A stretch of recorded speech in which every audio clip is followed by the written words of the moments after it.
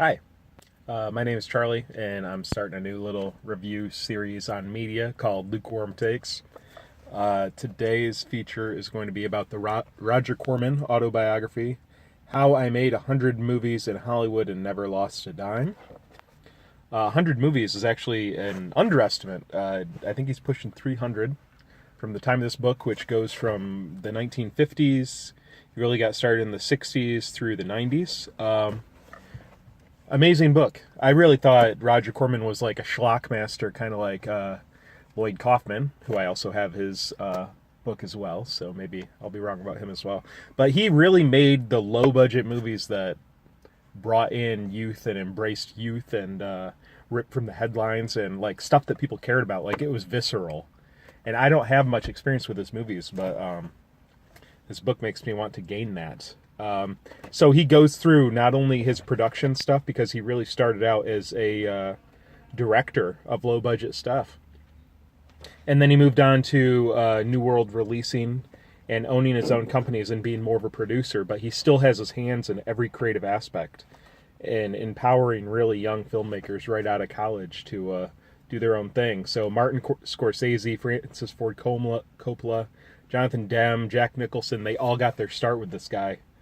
And many more, for a reason, because he trusted and he gave people not a formula, but he gave them the restraints that help them be their peak creative selves. So it's told from first person with interstitials from the people he worked with, like Jack Nicholson and everybody. He's a bit of a square, but that's what makes it kind of cool, that he really pushed the boundaries of cinema. He talks about the dollars and cents of making movies and also the personal issues and stuff like that. But he's made so many movies and done so much with his life that he doesn't really dwell on anything, which is really cool. It just keeps trucking along. And it goes up until the 90s. And what's interesting is his later career is banked so much on home video pre-sales that I don't know what Roger Corman Industries is doing now, that like they're streaming, but there's not home video sales. And anything bigger than that, he like dipped his toe in, like major studio stuff, but he always backed off.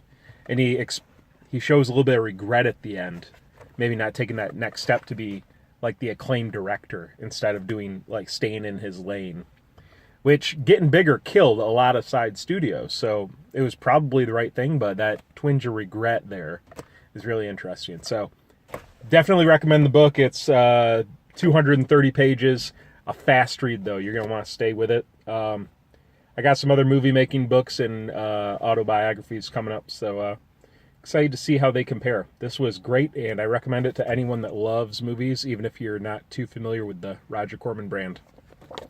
That was a lukewarm tape. That was a lukewarm take. I'm not editing this. This is straight. I'll do a couple of these, see how they go, and we'll see. Thanks for watching.